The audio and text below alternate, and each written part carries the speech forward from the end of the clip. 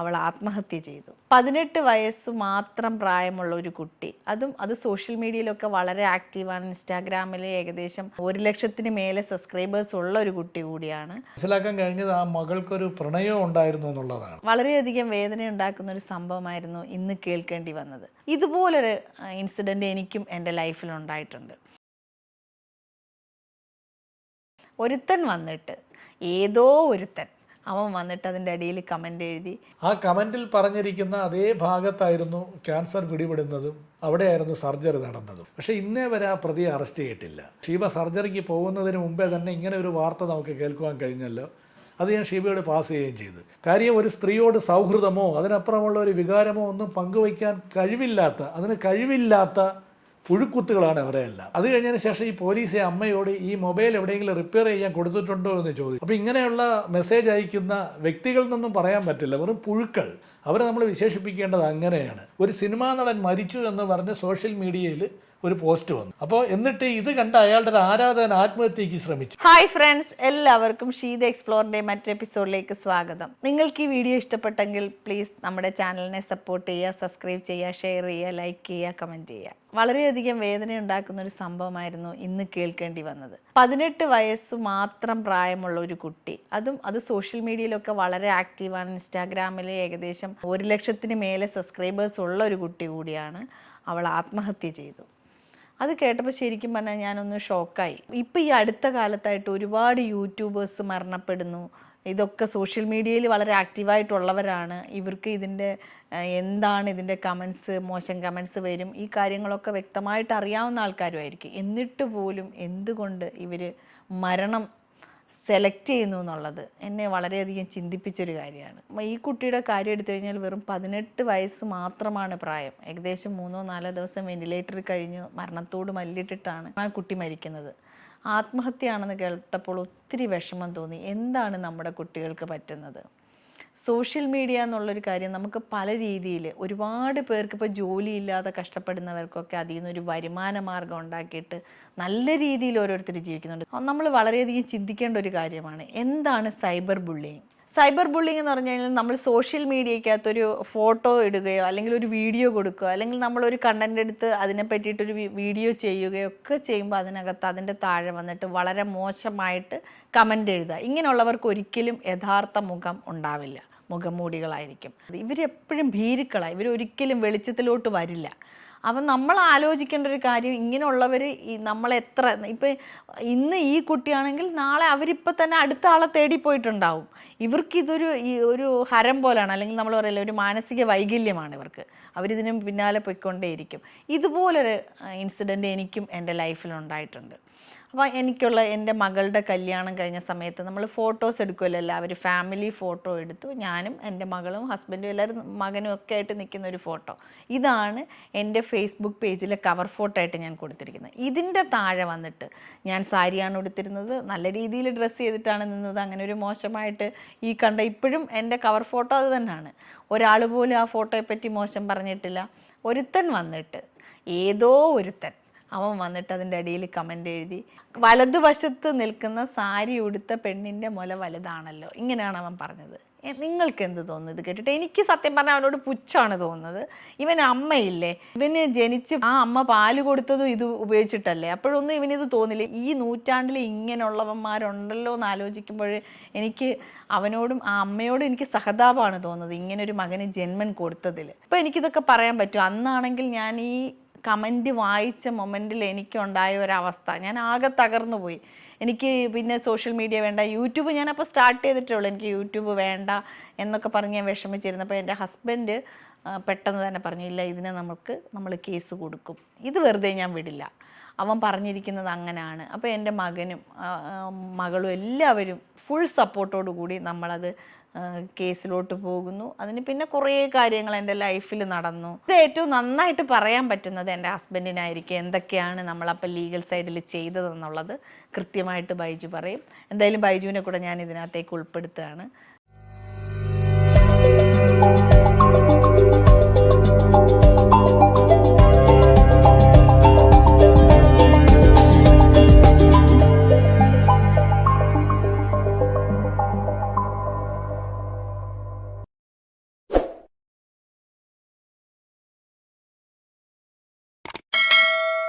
ബൈജു, ഇപ്പൊ ഞാനിവിടെ പറയായിരുന്നു, ഇന്നിപ്പോ കേട്ടല്ലോ ഒരു ന്യൂസ്, നമ്മുടെ മോളെക്കാളിലും വളരെ യങ്ങാണ്, 18 വയസ്സേ ഉള്ളു ആ കുഞ്ഞിന്, അതിന്റെ ജീവൻ നഷ്ടപ്പെട്ടു.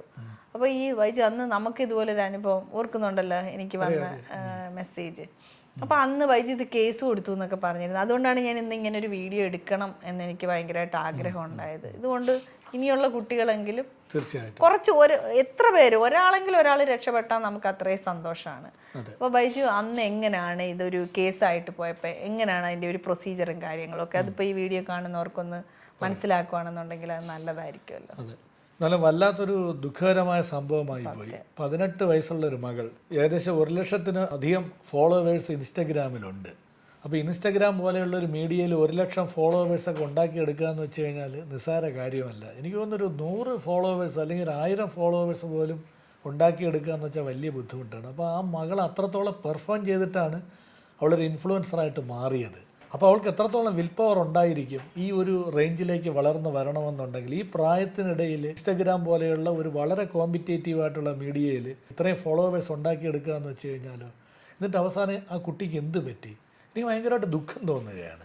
കാര്യം ആ കുട്ടി ധൈര്യമില്ലാത്ത കുട്ടിയാണെന്ന് നമുക്ക് പറയാൻ പറ്റില്ല. ഇനി നമ്മുടെ സംഭവത്തിലേക്ക് ഞാൻ വരാം. അപ്പോൾ ഇതിന്റെ കമന്റ് ഷീബ പറയുകയുണ്ടായി. ഇത് കേട്ട് നമുക്ക് എല്ലാവർക്കും വലിയ ദുഃഖം തോന്നി. മകളുടെ കല്യാണം എന്ന് പറഞ്ഞു കഴിഞ്ഞാൽ നമ്മളൊക്കെ എത്ര മാത്രല്ലേ, ഏത് ഫോട്ടോയ്ക്കാണെങ്കിലും അങ്ങനെ ഒരു ഫാമിലി ഫോട്ടോയ്ക്കാണ്, ഫാമിലി ഫോട്ടോ, പിന്നെ ആ ഒരു സന്ദർഭം, അതെല്ലാം നമ്മളെ കൂടുതൽ വേദനിപ്പിക്കും. അതായിരുന്നു എൻ്റെ ശരി എന്ന് പറയുന്നത്. അപ്പം നമ്മൾ ആദ്യം ഒന്ന് വേദനിച്ചെങ്കിലും പിന്നീട് നമുക്ക് മനസ്സിലാക്കി ഇതിനെ നിയമപരമായി തന്നെ നേരിടണം. നമ്മൾ ആ എഴുതിയവൻ്റെ താഴെ പോയി ഒരു കമൻ്റ് എഴുതിയിട്ട് കാര്യമില്ല. കാര്യം അത് എഴുതിയത് ഒരു യഥാർത്ഥത്തിൽ ഐഡൻറ്റിറ്റി ഉള്ള ഒരു ഐഡിയിൽ നിന്നല്ല ഇത് വന്നിരുന്നത്. അപ്പോൾ അതുകൊണ്ട് തന്നെ പരാതിയായിട്ട് പോവുക എന്നുള്ളതായിരുന്നു നമ്മുടെ അന്നത്തെ തീരുമാനം. അങ്ങനെ നമ്മൾ കേരള DGPക്ക് പരാതി കൊടുത്തു. അപരാജിത എന്ന് പറഞ്ഞ് ഒരു ഇമെയിൽ ഐ ഡി ഉണ്ട്, അതെല്ലാം നമ്മൾ ഡിസ്ക്രിപ്ഷൻ ബോക്സിൽ എഴുതാം നമ്മൾ എവിടേക്കാണ് കൊടുത്തതെന്നുള്ളത്. അപ്പോൾ ഇതിലെല്ലാം നമ്മൾ പരാതി കൊടുത്തു. നമ്മൾ രാവിലെയാണ് പരാതി കൊടുക്കുന്നത്, വൈകുന്നേരം തന്നെ DGPയുടെ റിപ്ലൈ നമുക്ക് കിട്ടി. നിങ്ങളുടെ പരാതി സൈബർ സെല്ലിലേക്ക് ഫോർവേഡ് ചെയ്തിട്ടുണ്ട്, ഇതിൻ്റെ ട്രാക്കിംഗ് ഡീറ്റെയിൽസ് നിങ്ങളെ കൃത്യമായി അറിയിക്കും. 2-3 ആഴ്ച കഴിഞ്ഞ് ഞാൻ വീണ്ടും ഈ സൈബർ സെല്ലിലേക്ക് ഒരു ഇമെയിൽ അയച്ചു. 2 ദിവസം കഴിഞ്ഞ് റിപ്ലൈ വന്നു, അന്വേഷിച്ചുകൊണ്ടിരിക്കുകയാണ്. അപ്പോൾ ആരാണ് അന്വേഷിക്കുന്നതിനുള്ള ഡീറ്റെയിൽസ് എല്ലാം നമുക്ക് പറഞ്ഞു തന്നു. ഇദ്ദേഹമാണ് അന്വേഷിക്കുന്നത്, അവരുടെ കോൺടാക്ട് ഡീറ്റെയിൽസ് എല്ലാം അതിനകത്തുണ്ടായിരുന്നു. അപ്പം നമ്മൾ ഇത് നടക്കുന്നത് ഏകദേശം ഏപ്രിൽ മാസമാണെന്ന് എനിക്ക് തോന്നുന്നു. ഏപ്രിൽ മെയ് മാസമാണ് ഇത് സംഭവിക്കുന്നത്. അപ്പോൾ നമ്മൾ എന്നിട്ട് കൃത്യമായിട്ട് ഏകദേശം ഒരു 2 ആഴ്ച ഗ്യാപ്പിൽ പോലീസിനെ, അപ്പോൾ ഓഗസ്റ്റ് മാസം പകുതി വിളിച്ചപ്പോൾ തന്നെ എന്നോട് പറഞ്ഞിരുന്നു നമുക്ക് പ്രതികളിലേക്ക് എത്താൻ കഴിഞ്ഞിട്ടുണ്ട്, കൃത്യമായിട്ടുള്ള വിവരങ്ങൾ ഉടൻ തന്നെ അറിയിക്കാമെന്ന് പറഞ്ഞു. പിന്നെ നമ്മൾ ഈ അസുഖബാധിതമായ നാട്ടിലേക്ക് പോവുകയാണ്. ഇപ്പോൾ ഷീബ ഇപ്പോൾ ഈ കമൻറ്റ് വായിച്ചിരുന്നല്ലോ, ആ കമൻറ്റിൽ പറഞ്ഞിരിക്കുന്ന അതേ ഭാഗത്തായിരുന്നു ക്യാൻസർ പിടിപെടുന്നതും അവിടെയായിരുന്നു സർജറി നടന്നത്. അപ്പോൾ ഷീബയുടെ സർജറി നടന്ന് പോകുന്നതിൻ്റെ അന്ന് രാവിലെ ഞാൻ വീണ്ടും ഈ സൈബർ സെല്ലിൽ വിളിച്ചിരുന്നു. അപ്പോൾ സർജറി അത് ഏകദേശം ഒരു 10-10:30 മണിക്കായിരുന്നു. അപ്പോൾ രാവിലെ 9:30 മണിക്ക് ആ സൈബർ സെല്ലിലെ DYSP ഞാൻ വിളിച്ച് സംസാരിച്ചു. അപ്പോൾ അന്ന് രാവിലെ അദ്ദേഹം എന്നോട് പറഞ്ഞു നമുക്ക് ഇന്നലെ വൈകുന്നേരം തന്നെ ഏകദേശം എല്ലാം മനസ്സിലായിട്ടുണ്ട്, ഉടനെ തന്നെ പ്രതിയെ അറസ്റ്റ് ചെയ്യാൻ പറ്റും എന്ന് അദ്ദേഹം എന്നോട് പറഞ്ഞു. അപ്പോൾ അത് കേട്ടപ്പോൾ എനിക്ക് വലിയ ആശ്വാസം തോന്നി. കാര്യം ഷീബ സർജറിക്ക് പോകുന്നതിന് മുമ്പേ തന്നെ ഇങ്ങനെ ഒരു വാർത്ത നമുക്ക് കേൾക്കുവാൻ കഴിഞ്ഞല്ലോ. അത് ഞാൻ ഷീബയോട് പാസ് ചെയ്യുകയും ചെയ്തു. പക്ഷേ ഇന്നേ വരെ ആ പ്രതിയെ അറസ്റ്റ് ചെയ്തിട്ടില്ല. അത് എന്തുകൊണ്ടെന്നുള്ളതാണ് വളരെ ആശ്ചര്യകരമായൊരു കാര്യം. അപ്പോൾ ഈ ഫേസ്ബുക്ക് ID ക്രിയേറ്റ് ചെയ്യുന്നതിന് വേണ്ടി ഉപയോഗിച്ചിരിക്കുന്നത് എറണാകുളം ജില്ലയിലുള്ള പ്രായമായ ഒരു അമ്മയുടെ മൊബൈലാണ്. ഈ അമ്മ സ്ഥലത്തില്ല, അമ്മ അമേരിക്കയിലാണ്. അപ്പോൾ അമ്മയായിട്ട് പോലീസ് ബന്ധപ്പെട്ടപ്പോൾ അമ്മ പോലീസിനോട് പറഞ്ഞത് എനിക്കിങ്ങനൊരു ഫേസ്ബുക്ക് ID ഇല്ല, നിങ്ങൾക്ക് കൃത്യമായി പരിശോധിക്കാം. അമ്മയോട് പോലീസ് ചോദിച്ചു ഈ മൊബൈൽ നിങ്ങൾ വേറെ ആർക്കെങ്കിലും കൊടുത്തിട്ടുണ്ടോ എന്ന്. അപ്പോൾ അമ്മ പറഞ്ഞു എൻ്റെ ഒരു അയൽവാസിക്ക് ഞാൻ ഈ മൊബൈൽ സമ്മാനമായിട്ട് കൊടുത്തിട്ടാണ് ഞാൻ അമേരിക്കയിലോട്ട് പോയത്. കാര്യം അമേരിക്കയിൽ നിന്ന് ഇവരെ കോൺടാക്ട് ചെയ്യുന്നതിന് വേണ്ടിയിട്ടാണ്. ഇപ്പോൾ വീട് നോക്കുന്നതിനും ആരെങ്കിലും വരികയാണെങ്കിൽ വിളിച്ച് പറയുന്നതിനും, വീട്ടിൽ വേറെ ആരും ഇല്ലല്ലോ അവന്, അങ്ങനെ ഇവരെ കോൺടാക്ട് ചെയ്യുന്നതിന് വേണ്ടി മൊബൈൽ ഗിഫ്റ്റായിട്ട് കൊടുത്തിട്ടാണ് അമ്മ അമേരിക്കയിൽ പോയത്. അപ്പോൾ പോലീസ് നേരെ ഈ ചേച്ചിയുടെ അടുത്തെത്തി.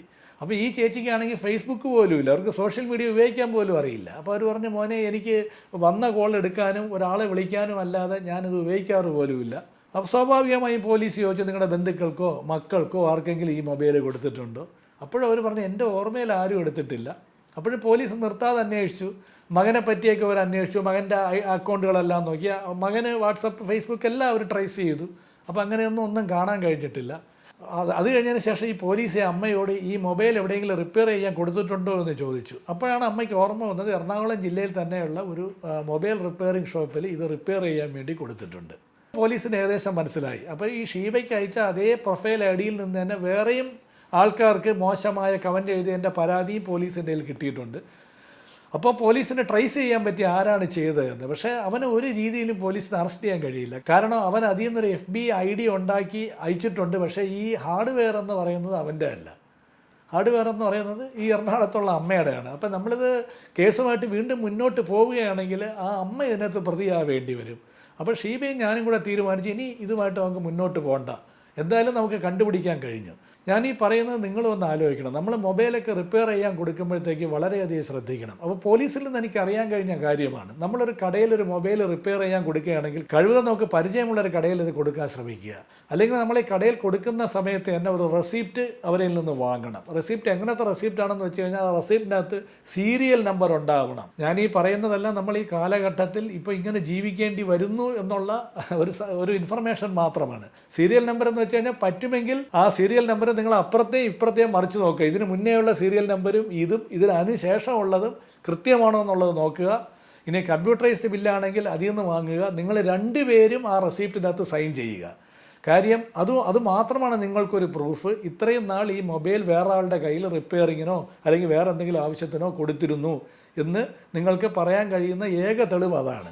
അതുപോലെ തന്നെ ഇതുപോലുള്ള കടകളിൽ കൊണ്ടുപോയി കൊടുത്തിട്ട് ഈ സോഷ്യൽ മീഡിയ അക്കൗണ്ടുകൾ ഒരിക്കലും ക്രിയേറ്റ് ചെയ്യരുത്. പലർക്കും അറിയില്ല നമുക്ക് എങ്ങനെയാണ് വാട്സപ്പിൽ ഒരു അക്കൗണ്ട് ഉണ്ടാക്കുക, അല്ലെങ്കിൽ ഇൻസ്റ്റയിൽ ഒരു അക്കൗണ്ട് ഉണ്ടാക്കുക, FBയിൽ ഒരു അക്കൗണ്ട് ഉണ്ടാക്കുക. അപ്പോൾ എന്ത് ചെയ്യും, നമുക്കറിയാവുന്നൊരു മൊബൈൽ കടയിൽ കൊണ്ടുപോയി കൊടുക്കും. അതിലും ഒരുപാട് അപകടങ്ങളുണ്ട്. കാര്യം നമ്മുടെ ID-യും പാസ്വേഡും ഒക്കെ അവർക്ക് അറിയാവുന്നതാണ്. അത് വെച്ചുകൊണ്ട് വേറെ ഏതെങ്കിലും ഇൻസ്ട്രുമെൻ്റ് ചെയ്യുന്നതായിരിക്കും ഇത്തരത്തിലുള്ള വൃത്തികെട്ട മെസ്സേജുകൾ അയക്കുന്നത്. അപ്പോൾ ഇങ്ങനെയുള്ള മെസ്സേജ് അയക്കുന്ന വ്യക്തികളിൽ നിന്നും പറയാൻ പറ്റില്ല, വെറും പുഴുക്കൾ. അവരെ നമ്മൾ വിശേഷിപ്പിക്കേണ്ടത് അങ്ങനെയാണ്. കാര്യം ഒരു സ്ത്രീയോട് സൗഹൃദമോ അതിനപ്പുറമുള്ള ഒരു വികാരമോ ഒന്നും പങ്കുവയ്ക്കാൻ കഴിവില്ലാത്ത പുഴുക്കുത്തുകളാണ് അവരെയെല്ലാം. ഇങ്ങനെയുള്ള പുഴുക്കുത്തുകൾ ഇരിക്കുന്നത് ഇരുട്ടറയിലാണ്. ഇരുട്ടറയിൽ പോലും മുഖം മൂടി വെച്ചാണ് ഇവർ ഇരിക്കുന്നത്. അപ്പോൾ ഇങ്ങനെയുള്ള പുഴുക്കുത്തുകളുടെ മെസ്സേജ് വരുമ്പോഴത്തേക്ക് നമ്മൾ കൃത്യമായി നിയമ നടപടികളുമായിട്ട് മുന്നോട്ട് പോവുക. അതുപോലെ തന്നെ ഇത്തരം കേസുകൾ നീണ്ടുപോകാനുള്ള ഒരു പ്രധാന കാരണം ഈ സോഷ്യൽ മീഡിയ പ്ലാറ്റ്ഫോം പ്രൊവൈഡേഴ്സായ ഫേസ്ബുക്ക്, ഇൻസ്റ്റഗ്രാം, വാട്സപ്പ്, ഗൂഗിള് ഇവരൊന്നും നമ്മുടെ സംസ്ഥാന പോലീസിനോട് വേണ്ടവണ്ണം സഹകരിക്കുന്നില്ല എന്നുള്ളതാണ്.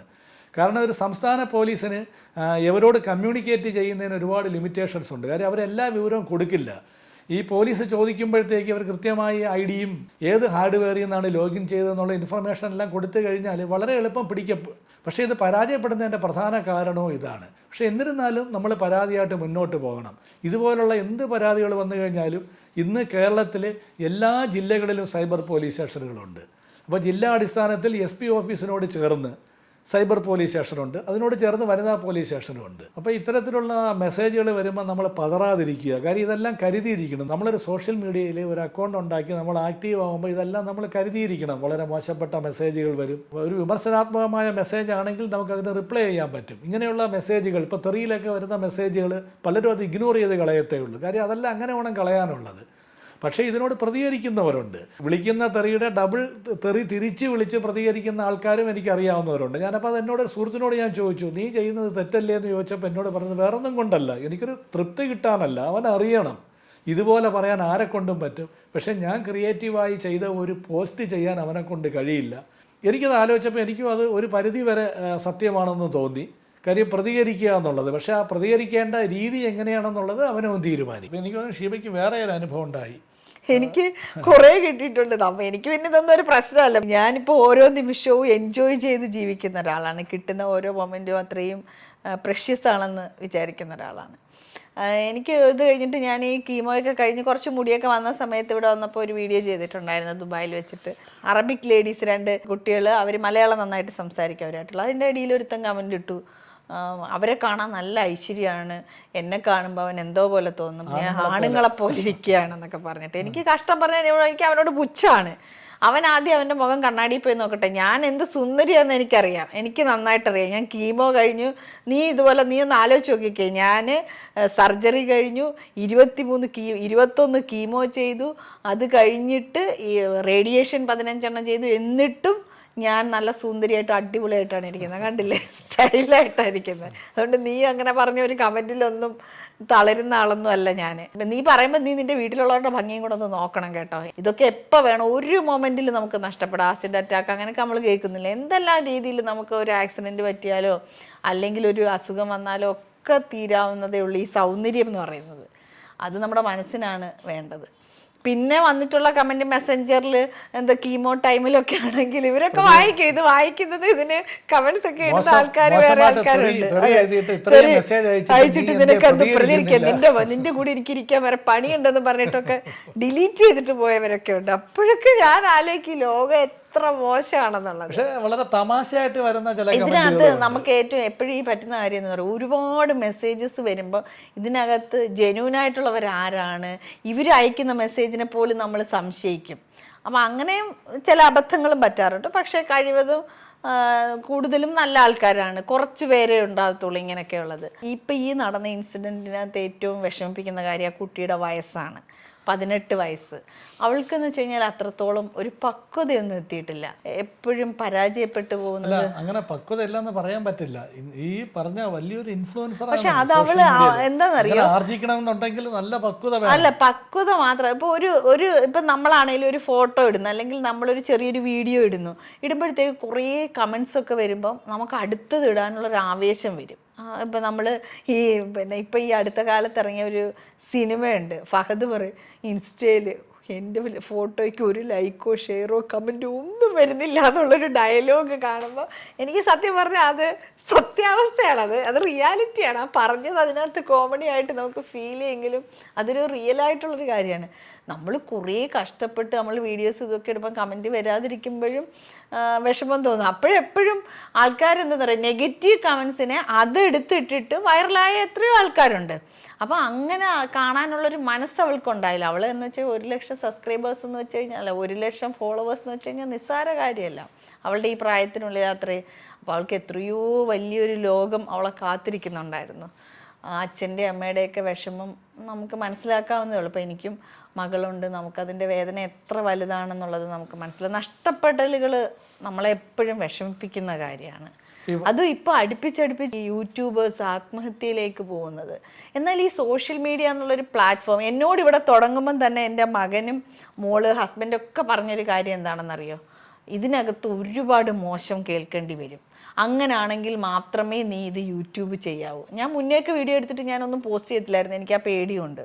പക്ഷെ എനിക്ക് എൻ്റെ അസുഖം വന്നതിന് ശേഷമാണ് എനിക്ക് ഇതൊക്കെ നിസ്സാരം, നമ്മൾ ഇതിനെയൊക്കെ ഫേസ് ചെയ്യണം, അല്ലെങ്കിൽ നമ്മളിങ്ങനെ നമ്മളെ കൊണ്ട് എന്തെങ്കിലും ചെയ്യാൻ പറ്റിയാൽ അത് ചെയ്യണം എന്നുള്ളൊരിതിലോട്ട് ആ തോട്ട് മാറിയപ്പോഴത്തേക്ക് തന്നെ എൻ്റെ പ്രശ്നങ്ങളൊക്കെ സോൾവ് ആയി. ഇപ്പോൾ എനിക്ക് കമൻസ് ഒന്നും വന്നാൽ മൈൻഡ് പോലും ചെയ്യത്തില്ല, അയക്കുന്നവർ എന്ത് വേണോ അയച്ചോട്ടെ എന്നുള്ളതാണ്. അപ്പോൾ ഈ 18 വയസ്സുള്ള മകളുടെ ആത്മഹത്യയെ പറ്റി പറഞ്ഞല്ലോ. അപ്പോൾ അത് ഈ മനസ്സിലാക്കാൻ കഴിഞ്ഞത് ആ മകൾക്കൊരു പ്രണയം ഉണ്ടായിരുന്നു എന്നുള്ളതാണ്. പിന്നീട് ആ പ്രണയം ബ്രേക്കായി, അവർ രണ്ടുപേരും അങ്ങോട്ടും ഇങ്ങോട്ടും മോശമായി മെസ്സേജുകളൊക്കെ അയച്ചു. മെസ്സേജ് അല്ല, അവർ രണ്ടുപേരും, അവൻ അവന്റെ ഇൻസ്റ്റാഗ്രാമിൽ പോസ്റ്റ് ചെയ്യും, അവൾ അവളുടെ ഇൻസ്റ്റാഗ്രാമിൽ. പരസ്പരം അവരൊരു മത്സരം പോലെയാണ് കൊണ്ടുനടന്നത്. എന്നിട്ട് എന്തിനു ഈ മോൾ ഇത് ചെയ്തു? അല്ല, അതിനകത്ത് തന്നെ ഏറ്റവും വലിയൊരു കൗതുകമുള്ളൊരു വാർത്ത എന്ന് വെച്ച് കഴിഞ്ഞാൽ, ഈ അവന്റെ ഫോളോവേഴ്സ് എവളെ കുറ്റം പറയും, എവളുടെ ഫോളോവേഴ്സ് അവനെ കുറ്റം പറയും. പക്ഷെ ഇതൊന്നും നമുക്കറിയില്ല ഇതിനകത്തൊക്കെ എത്രത്തോളം വ്യക്തത ഉണ്ടെന്നുള്ളത്. കൃത്യമാണ് നമ്മൾ പറഞ്ഞു വരുന്നത് അതല്ല. അപ്പൊ അവര് രണ്ടുപേരും പരസ്പരം മനസ്സിലാക്കിയവരാണ്. എന്നിട്ട് ഇങ്ങനെ ഒരു മോശമായിട്ടൊരു കമന്റ് വന്നപ്പോൾ എന്ത് ഈ കുഞ്ഞ് ഇങ്ങനെ ചെയ്തു എന്നുള്ളത് എത്ര ആലോചിച്ചിട്ട് മനസ്സിലാക്കിയത്. അപ്പോൾ ഒരു കുട്ടികളും ഇങ്ങനത്തെ ഒരു അബദ്ധങ്ങളിലേക്ക് പോയി ചാടരുത്. അതിനകത്ത് വേറൊരു കാര്യമുണ്ട്. ഇപ്പോൾ ഇവർ നേരിട്ടറിയാവുന്നത്, ഇപ്പോൾ നേരിട്ടറിയാതെ പ്രണയിക്കുന്നവരുണ്ട്. ഇപ്പോൾ 18-20 വയസ്സുള്ള സ്കൂൾ കോളേജിൽ പഠിക്കുന്ന കുട്ടികളൊക്കെ മുഖം കണ്ട് കോളേജിൽ പലരും പോയി സ്നേഹാഭ്യർത്ഥന നടത്തുമ്പോൾ പോലും അവർ നിരസിക്കും. പക്ഷേ ഈ പറയുന്നത് പോലെ സോഷ്യൽ മീഡിയയിൽ വരുന്ന ചില മെസ്സേജുകൾ, നിന്നെ കാണാൻ സുന്ദരിയാണ്, അങ്ങനെ നിരന്തരം കുറേ മെസ്സേജുകൾ കാണുമ്പോൾ ഈ കുട്ടികൾ അറിയാതെ തിരിച്ച് അങ്ങോട്ട് മെസ്സേജ് അയക്കുന്നു, പിന്നീട് അങ്ങോട്ടും ഇങ്ങോട്ടും ഫോട്ടോകൾ കൈമാറുന്നു. ഇതൊക്കെ എത്രത്തോളം അബദ്ധങ്ങളാണ്. അപ്പം നമ്മുടെ ഈ കുട്ടികളെല്ലാം ഇതെല്ലാം മനസ്സിലാക്കണം. ഇത് നമ്മുടെ ഒരു പാഠ്യപദ്ധതിയുടെ ഭാഗമാക്കണം. സൈബർ വെല്ലുവിളികൾ എന്തെന്നുള്ളത് തീർച്ചയായിട്ടും നമ്മുടെ കുട്ടികൾ പഠിച്ചിരിക്കണം. ഇപ്പം നമ്മളെ കുട്ടികളെ സെക്സ്വൽ എഡ്യൂക്കേഷൻ പഠിപ്പിക്കുന്നുണ്ട്. പണ്ട് നമ്മൾ പഠിച്ചിരുന്ന കാലത്തൊക്കെ 9ഉം 10ഉം ഒക്കെ ആയിരുന്നു ബയോളജിയിൽ പഠിപ്പിച്ചുകൊണ്ടിരുന്നത്. ഇപ്പോൾ അതെന്താണെന്നുള്ളത് കുട്ടികളെ പറഞ്ഞു കൊടുക്കുന്നുണ്ട്. അല്ല, ഇനി ഒരു സോഷ്യൽ മീഡിയ എന്നുള്ളതൊരു അതൊരു ഫാക്റ്റാണ്, അത് സത്യമാണ്. കാര്യം ഇനി മനുഷ്യൻ്റെ എല്ലാം ഇപ്പം നമുക്കിപ്പോൾ ഏത് നോക്കിക്കഴിഞ്ഞാലും സിനിമയാണെങ്കിലും രാഷ്ട്രീയമാണെങ്കിലും ബിസിനസ് ആണെങ്കിലും എല്ലാം സോഷ്യൽ മീഡിയ വഴി ആളുകൾ പ്രൊമോട്ട് ചെയ്തുകൊണ്ടിരിക്കുന്ന ഒരു കാലഘട്ടത്തിലാണ്. അപ്പോൾ നമ്മൾ ഈ സൈബർ ബുള്ളിങ് എന്ന് പറയുമ്പോൾ നമുക്ക് നമ്മളെപ്പറ്റി ഈ ബോഡി ഷേമിങ് മാത്രമല്ല, നമ്മളൊരാളെപ്പറ്റി മോശമായിട്ട് പറയുന്നത്, നമുക്കറിയാൻ വയ്യാത്തൊരു കാര്യം കൊണ്ടുവന്ന് പോസ്റ്റ് ചെയ്യുന്നത്, ഇതെല്ലാം അതായത് സത്യമല്ലാതെ നമ്മൾ എന്ത് ചെയ്താലും അത് സൈബർ ബുള്ളിങ്ങിൻ്റെ പരിധിയിൽ വരും. ഇത് ആ പോലീസിൽ നിന്ന് എനിക്ക് മനസ്സിലാക്കാൻ കഴിഞ്ഞതാണ്. അപ്പോൾ അദ്ദേഹം എന്നോട് പറഞ്ഞതാണ്, ഒരു സിനിമാ നടൻ മരിച്ചു എന്ന് പറഞ്ഞ് സോഷ്യൽ മീഡിയയിൽ ഒരു പോസ്റ്റ് വന്നു. അപ്പോൾ എന്നിട്ട് ഇത് കണ്ട അയാളുടെ ഒരു ആരാധകൻ ആത്മഹത്യക്ക് ശ്രമിച്ചു. അപ്പോൾ ഒന്ന് ആലോചിച്ചോണം, ഒരാൾക്ക് തോന്നിയ ഒരു കൗതുകമാണ്. ഇതിപ്പോൾ ഒരു കേസ് റിപ്പോർട്ട് ചെയ്തുകൊണ്ട് ഇങ്ങനെ അറിയുന്നു. അയാൾ ആത്മഹത്യ ചെയ്യുന്നതായിരിക്കും നല്ലത്. ഒരു സിനിമ അല്ല, ജനം അങ്ങനെയാണ്. ഞാൻ പറഞ്ഞത്, അങ്ങനെ മാനസിക വൈകല്യമുള്ള ഈ പോസ്റ്റ് ചെയ്യുന്നവനും ഇത് വായിച്ചിട്ട് മനസ്സിന് കട്ടിയില്ലാത്തവനും എല്ലാം മനസ്സിലായില്ല. അപ്പം നമ്മളെ എന്തിനാ ആൾക്കാരെ അതിനകത്തേക്ക് തള്ളിവിടണം? അപ്പോൾ ഒരു വാർത്തയുടെ നിജസ്ഥിതി അറിയാതെ ചിലപ്പോൾ ഇത് ശുദ്ധ മനസ്സോടുകൂടി ചെയ്യുന്നവരും ഉണ്ടാവാം. വാട്സപ്പിൽ വരുന്ന ഒരു മെസ്സേജ് ഒന്നും അറിയാതെ ഗ്രൂപ്പുകളിലേക്ക് എടുത്തിടുന്ന എത്രയോ ആൾക്കാരുണ്ട്. അവർ ചിലപ്പോൾ ശുദ്ധ മനസ്സോടുകൂടി ചെയ്യുന്നതായിരിക്കും. ഒരാൾ മരിച്ചു എന്നുള്ള വാർത്ത, അതിൻ്റെ നിജസ്ഥിതി പരിശോധിക്കുന്നില്ല. അപ്പോൾ എന്ത് വാർത്ത കണ്ടാലും മാക്സിമം നമ്മളതിൻ്റെ നിജസ്ഥിതി പരിശോധിക്കുക, അത് കൃത്യമാണെന്ന് ഉറപ്പ് വരുത്തുക, അത് കഴിഞ്ഞതിന് ശേഷം മാത്രം അത് ഫോർവേഡ് ചെയ്യുക. അതുപോലെ തന്നെ കമൻറ്റുകൾ എഴുതുമ്പം വളരെയധികം സൂക്ഷിക്കുക. നമുക്ക് വിമർശിക്കാം, ഒരാളെ രാഷ്ട്രീയമായി വിമർശിക്കാം, അയാളെ ഫിസിക്കലി ആക്രമിക്കുന്ന രീതിയിൽ, പിന്നെ അതുപോലെ തന്നെ അയാളുടെ അച്ഛനെയും അമ്മയൊക്കെ പറയുന്ന രീതിയിൽ, അങ്ങനെയുള്ള കമൻറ്റുകളിലേക്കൊന്നും പോകരുത്. കാര്യം അതെല്ലാം ഈ പറഞ്ഞ ഇതിൻ്റെ പരിധിയിൽ വരും. ആരെങ്കിലും ഒരു കേസുമായിട്ട് മുന്നിട്ടിറങ്ങി മെനക്കെട്ട് പോവുകയാണെങ്കിൽ നമ്മൾ പിടിക്കപ്പെടുന്നുള്ള കാര്യം ഉറപ്പാണ്. എപ്പോഴും ശ്രദ്ധിക്കുക. നമ്മൾ സോഷ്യൽ മീഡിയയിൽ എവിടെയെങ്കിലും ഇരുന്നൊരു മെസ്സേജ് അയക്കുമ്പോൾ നമ്മൾ ഒറ്റയ്ക്കേ ഇത് കാണുന്നുള്ളൂ. അങ്ങനെയല്ല, ഒരുപാട് പേര് നമ്മളെ വാച്ച് ചെയ്യുന്നുണ്ടെന്നുള്ളത് മനസ്സിലാക്കുക. ഇപ്പം തന്നെ കേരള പോലീസിന് തന്നെ സൈബർ ഡോം എന്ന് പറഞ്ഞൊരു നൂതന പദ്ധതിയുണ്ട്. ഞാൻ നേരത്തെ പറഞ്ഞിരുന്നു, ഈ പറയുന്ന സോഷ്യൽ മീഡിയ പ്ലാറ്റ്ഫോം പ്രൊവൈഡേഴ്സ് ഒന്നും നല്ല രീതിയിൽ സഹകരിക്കാത്തത് കൊണ്ട് പോലീസ് നമ്മുടെ ടെക്നോ പാർക്കിലെ IT പ്രൊഫഷണൽസുമായിട്ട് ചേർന്നിട്ട് അവരുടെ വൈദഗ്ധ്യം കൂടെ ഉൾപ്പെടുത്തിക്കൊണ്ട് ഈ കേസ് മുന്നോട്ട് കൊണ്ടുപോകുന്ന രീതി, അത് തെളിയിക്കുന്ന രീതിയിലേക്ക് കേരള പോലീസ് മാറിയിട്ടുണ്ട്. ഇപ്പം ഗ്രാമപ്രദേശത്തുള്ള ഒരാൾക്ക് സൈബർ പോലീസ് സ്റ്റേഷൻ ദൂരെയാണ്. അപ്പോൾ അത്രയും ദൂരെ പോയി പരാതിപ്പെടാൻ ബുദ്ധിമുട്ടാണ്. അപ്പോൾ ഓൺലൈനായി പരാതി സബ്മിറ്റ് ചെയ്യാനുള്ള അവസരങ്ങളുണ്ട്. തുണ എന്ന് പറഞ്ഞ കേരള പോലീസിൻ്റെ ഒരു വെബ്സൈറ്റ് ഉണ്ട്. അതുപോലെ തന്നെ പോൾ എന്ന് പറഞ്ഞ ഒരു പോലീസിൻ്റെ ഒരു ആപ്പും ഉണ്ട്. ആ ആപ്പ് നമുക്ക് ആൻഡ്രോയിഡിലും ഐഫോണിലും എല്ലാം നമുക്ക് ഡൗൺലോഡ് ചെയ്യാം. പ്ലേ സ്റ്റോറിൽ നമുക്ക് ഡൗൺലോഡ് ചെയ്യാം. അതിലൂടെ നമുക്ക് പരാതി ഫോർവേഡ് ചെയ്യാനും പറ്റും. ഇനിയിപ്പോൾ ഒരു നിവൃത്തിയില്ലെങ്കിൽ അടുത്തുള്ളൊരു പോലീസ് സ്റ്റേഷനിൽ പോവാം. എന്തുകൊണ്ടാണ് ഇപ്പോൾ സൈബർ പോലീസ് സ്റ്റേഷനും ഈ പെണ്ണുങ്ങൾക്ക് മാത്രമുള്ള പോലീസ് സ്റ്റേഷനൊക്കെ ഉള്ളതെന്ന് വെച്ച് കഴിഞ്ഞാൽ, ഇപ്പോൾ ചിലർക്ക് ബുദ്ധിമുട്ടായിരിക്കും ഇതുപോലുള്ള മോശം കമൻറ്റ് വന്ന്. സാധാരണ ഇതിൽ പോലീസ് സ്റ്റേഷനിൽ ചെല്ലുമ്പോൾ അവിടെ റൈറ്ററായിട്ടൊക്കെ ഇരിക്കുന്നതൊക്കെ ആണുങ്ങളായിരിക്കും. അപ്പോൾ അവരോട് പറയാൻ ബുദ്ധിമുട്ടുള്ളവർക്ക് വേണ്ടിയിട്ടാണ് ഇങ്ങനെയുള്ള സംവിധാനങ്ങളുള്ളത്. അപ്പോൾ ഇഷ്ടംപോലെ സംവിധാനങ്ങളുണ്ട്. നമുക്ക് പരാതി കൊടുക്കാനും നമുക്കത് അന്വേഷിപ്പിക്കാനും ഒടുവിൽ പ്രതിയിലേക്ക് എത്തിക്കാനുമുള്ള ഒരുപാട് അവസരങ്ങളും സന്ദർഭങ്ങളും നമ്മുടെ കയ്യിലുണ്ട്. അതെല്ലാം ഉപയോഗിക്കുക. ഇതുപോലുള്ള ഒരു പുഴുക്കുത്തുകളെയും വിടരുത്. അവസാനം വരെ നിങ്ങൾ നിയമ നടപടിയുമായിട്ട് മുന്നോട്ട് പോകണം. ഇപ്പോൾ ബൈജു പറഞ്ഞ കാര്യങ്ങളൊക്കെ ഏകദേശം നിങ്ങൾക്ക് വ്യക്തമായിട്ടുണ്ടാവുമെന്ന് വിചാരിക്കുന്നു. ഇപ്പം ഞാൻ ആലോചിക്കുന്നത് ഈ 18 വയസ്സുള്ള ഈ കുട്ടിയുടെ കാര്യം, അതുപോലെ തന്നെയാണ് ആ പയ്യനും. അവനും ചെറിയ പ്രായമാണ്. ഇപ്പം നമ്മളൊക്കെ പണ്ട് സ്കൂളിൽ പഠിക്കുമ്പോൾ ഒരാളെന്തെങ്കിലും നമ്മളെ പറഞ്ഞു കഴിഞ്ഞാൽ തിരിച്ച് നമ്മളൊന്നും കൂടെ പറയുക, അങ്ങോട്ടും ഇങ്ങോട്ടും വഴക്കുണ്ടാക്കുക. അതുപോലെ ഇവർ സോഷ്യൽ മീഡിയ വഴിയാണ് ഇത് ചെയ്തുകൊണ്ടിരുന്നത്. ഇവർ രണ്ടുപേരും ബ്രേക്കപ്പ് ആയപ്പോഴത്തേക്ക് പരസ്പരം അങ്ങോട്ടും ഇങ്ങോട്ടും ഓരോന്ന് പറയുന്നു. അതിനെ കുറേ ആൾക്കാർ ഏറ്റെടുത്തിട്ട് മോശം കമൻസും അങ്ങനെയൊക്കെ കൊടുക്കുന്നു. പക്ഷേ നഷ്ടപ്പെട്ടത് ഇപ്പോൾ ആ കുട്ടിയുടെ ജീവനാണ്. അവൻ ഇനിയെങ്കിലും അവനിത് തിരിച്ചറിയട്ടെ. ഒരു കുട്ടിയുടെ ജീവനാണ് അവിടെ പൊലിഞ്ഞത്. ഇപ്പം നമുക്കൊരാൾക്ക് അസുഖം വന്ന് മരിച്ചാൽ നമുക്ക് മനസ്സിലാക്കാം. പക്ഷേ ആത്മഹത്യ ഒന്നിനും ഒരു പരിഹാരമല്ല. അതെപ്പോഴും ഭീരുക്കളാണ് ആത്മഹത്യയിലോട്ട് പോകുന്നതെന്ന് നമ്മൾ പറയും. പക്ഷെ ചില സമയത്ത് നമുക്കൊന്നും, ഇപ്പോൾ ചിലപ്പോൾ ഒരാളുടെ സപ്പോർട്ടും കിട്ടാതെ വരുമ്പോൾ, ചെറിയ കുഞ്ഞല്ലേ, അവൾ അത്രത്തോളം തിങ്ക് ചെയ്തിട്ടുണ്ടാവില്ല.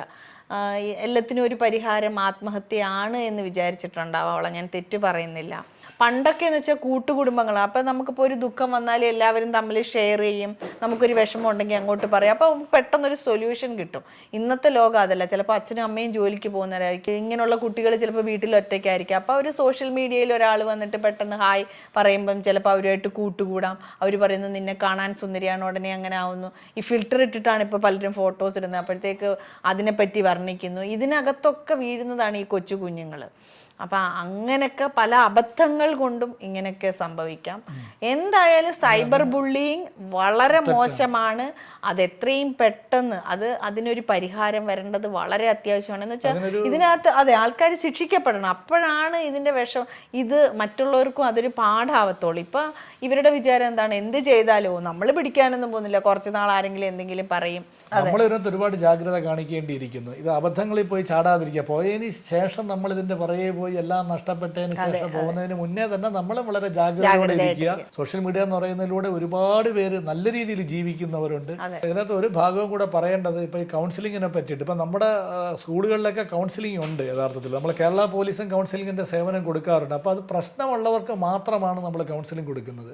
അമേരിക്കയിലേക്ക് എങ്ങനെയാണെന്ന് വെച്ച് കഴിഞ്ഞാൽ കൗമാരത്തിലേക്ക് പോകുന്ന സമയത്ത് തന്നെ എല്ലാ കുട്ടികളെയും കൗൺസിലിങ്ങിന് വിധേയമാക്കുക. അപ്പോൾ അവർക്ക് ഏകദേശം ഒരു സ്റ്റഡി കിട്ടും. ഈ കുട്ടി വളർന്നു കഴിയുമ്പോഴത്തേക്ക് ഈ പറയുന്ന രീതിയിലുള്ള ഏതെങ്കിലും കുറ്റകൃത്യങ്ങളിലേക്ക് പോകാനുള്ള സാധ്യതയുണ്ടോ, അങ്ങനെ എന്തെങ്കിലും ഒരു ടെൻഡൻസി ഉണ്ടോ എന്നുള്ളത് അറിയാൻ പറ്റും.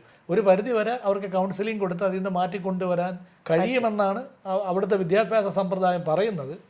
അപ്പോൾ അതുപോലെ തന്നെ ഇവിടെയും നമ്മൾ എല്ലാ കുട്ടികളെയും കൗൺസിലിങ്ങിന് വിധേയമാക്കണം. യഥാർത്ഥത്തിൽ ഇവിടെ നമ്മുടെ നാട്ടിൽ കൗൺസിലിംഗ് എന്ന് പറയാൻ തന്നെ ആൾക്കാർക്ക് നാണക്കേടാണ്. എന്തോ പ്രശ്നമുള്ള കുട്ടിക്ക്, പക്ഷെ അവർക്കൊന്നും അറിയില്ല. ചില കോർപ്പറേറ്റ് കമ്പനികളിലൊക്കെ പ്രൊമോഷൻ പോലും കൊടുക്കുന്നത് കൗൺസിലിംഗ് കഴിഞ്ഞതിന് ശേഷമാണ്. അപ്പോൾ ഇത് എന്ന് പറയുന്നത് നമ്മുടെ പാഠ്യപദ്ധതിയുടെ ഭാഗമാക്കണം. ഈ പറഞ്ഞതുപോലെ കൗൺസിലിങ്ങും പിന്നെ ഈ സൈബർ ബുള്ളിങ് എന്താണെന്നുള്ളതും എല്ലാം അപ്പം മനസ്സിലാക്കട്ടെ. കുട്ടികളതെല്ലാം അറിഞ്ഞ് വളർന്നു വരട്ടെ. ഇപ്പം നമുക്കറിയാം ഈ സോഷ്യൽ മീഡിയയിൽ തന്നെ ഇങ്ങനെയൊക്കെ ഒരുപാട് പ്രശ്നങ്ങൾ ഫേസ് ചെയ്ത ഒരുപാട് പേര് ഇതിനെ എത്ര നല്ല രീതിയിൽ നേരിട്ടിട്ട് അവരിപ്പോൾ തിരിച്ച് വീണ്ടും അതിശക്തമായിട്ട് തിരിച്ചു വന്നിരിക്കുന്നത് നമ്മൾ കണ്ടിട്ടുണ്ട്. അപ്പോൾ അത്രത്തോളം ബോൾഡായില്ലെങ്കിൽ പോലും ഇങ്ങനെ ആത്മഹത്യയിലോട്ട് നിങ്ങൾ പോകാതിരിക്കുക. നല്ലൊരു ലൈഫ് നിങ്ങൾക്ക് മുന്നിലുണ്ട്. ഇപ്പോൾ ഒരു വൈഫും ഹസ്ബൻഡും സോഷ്യൽ മീഡിയയിലുണ്ടെങ്കിൽ വൈഫിന് എന്തെങ്കിലും ഒരു പ്രശ്നം വന്നാൽ അത് ഹസ്ബൻഡിനോട് ഡിസ്കസ് ചെയ്തിട്ട് അതിൻ്റെ പ്രോപ്പർ വേ ഉണ്ട്, അതുവഴി നിങ്ങൾ പോകുക, ഒരു പ്രശ്നം ഉണ്ടാവില്ല. ഈ സോഷ്യൽ മീഡിയ എന്ന് പറയുന്നതെല്ലാം ഒരു പരിധി വരെ ഇതിനകത്ത് കാണിക്കുന്നതൊക്കെ നമ്മൾ വിചാരിക്കുന്ന പോലെ റിയൽ ആയിട്ടുള്ള കാര്യങ്ങളൊന്നും ആയിരിക്കില്ല. ഇപ്പം നമ്മൾ എത്രയോ ന്യൂസുകൾ കേട്ടിട്ടുണ്ട്, വയസ്സായ ആൾക്കാരിരുന്നിട്ട് കൊച്ചു കുട്ടികളോട് ചാറ്റ് ചെയ്തിട്ട് അത് അങ്ങനെ ഇവിടെ ഒരു ഇൻസിഡന്റ് ഉണ്ടായിട്ടുണ്ട്. പെണ്ണ് തന്നെ പെണ്ണിനോട് ചാറ്റ് ചെയ്തിട്ട് അവസാനം കാണാൻ ചെല്ലുമ്പോൾ പെണ്ണാണെന്നുള്ളത് അറിയുന്നത്. അപ്പൊ അങ്ങനെയൊക്കെ ഒരുപാട് ചിലർ അവർ ആത്മാർത്ഥമായിട്ട് സ്നേഹിക്കുന്നവർക്ക് അത് ചിലപ്പോൾ ഉൾക്കൊള്ളാൻ പറ്റിയെന്ന് വരില്ല. ഇപ്പോൾ എനിക്കൊരു സജഷൻ ഉള്ളത്, നമ്മളിപ്പോൾ ഈ സൈബർ ബുള്ളിങ്ങിനെ പറ്റി സംസാരിച്ചു. ഇതിപ്പോൾ നമ്മളൊരു ഇൻസിഡൻറ്റ് നമ്മൾ കേട്ടു, ഒരു കുട്ടിയുടെ മരണം. പിന്നെ നമ്മുടെ ജീവിതത്തിലുണ്ടായ ഒരു സംഭവം കൂടെ കണക്ട് ചെയ്ത് നമ്മളെ കുറച്ച് അനുഭവങ്ങളായിരുന്നു നിങ്ങളുടെ പ്രേക്ഷകരോടൊപ്പം പങ്കുവെച്ചത്. പക്ഷേ അതിലുപരി ഇതിനെപ്പറ്റിയുള്ള ശാസ്ത്രീയമായ ഇതിൻ്റെ രീതികൾ, ഇത് കൃത്യമായിട്ട് എങ്ങനെയാണ് പരാതിപ്പെടേണ്ടത്, എങ്ങനെയാണ് ഈ സൈബർ ബുള്ളിങ് വരുന്നത്, അപ്പോൾ ഇത് നേരിടാനുള്ള വഴികൾ, ഇതിനെപ്പറ്റിയെല്ലാം വളരെ വിശദമായി ഇതുമായി ബന്ധപ്പെട്ടിട്ടുള്ള ഒരു വിദഗ്ധനുമായി നമുക്കൊരു വീഡിയോ ചെയ്യണം. എനിക്ക് തോന്നുന്നു നമുക്ക് അതിനുള്ള അവസരം ഉണ്ടാക്കാം എന്നുള്ളതാണ്. സോഷ്യൽ മീഡിയയിൽ ആക്റ്റീവായിട്ടുള്ള എല്ലാ കുട്ടികളോടും എനിക്ക് പറയാനുള്ളത്, ഒരുപാട് മോശം കമൻസ് വരും. അത് ഫേസ് ചെയ്യാൻ തൻ്റെ ഇടമുള്ളവർ മാത്രമേ യൂട്യൂബിൽ സോഷ്യൽ മീഡിയ പ്ലാറ്റ്ഫോമിൽ ഇറങ്ങണമെന്നുണ്ടെങ്കിൽ ഇതൊക്കെ ഫേസ് ചെയ്യാനുള്ളൊരു തൻ്റെ ഇടം കൂടി നമ്മൾക്കുണ്ടാവണം. അപ്പോൾ നിങ്ങൾ ആരും ആത്മഹത്യ ചെയ്യാതിരിക്കുക. ഒരുപാട് ആത്മഹത്യാ കേസുകൾ ഇപ്പോൾ ഇങ്ങനെ കേൾക്കുന്നത് കൊണ്ടാണ് ഇങ്ങനെ ഒരു വീഡിയോ ചെയ്തത്. ഇന്നത്തെ ഈ വീഡിയോ നിങ്ങൾക്ക് എല്ലാവർക്കും ഇഷ്ടപ്പെട്ടെന്ന് വിചാരിക്കുന്നു. അടുത്ത നല്ലൊരു വീഡിയോ ആയിട്ട് ഞാൻ നിങ്ങളുടെ മുന്നിലേക്ക് വരുന്നതായിരിക്കും. എല്ലാവരും സന്തോഷത്തോടെ ഇരിക്കുക. Bye bye.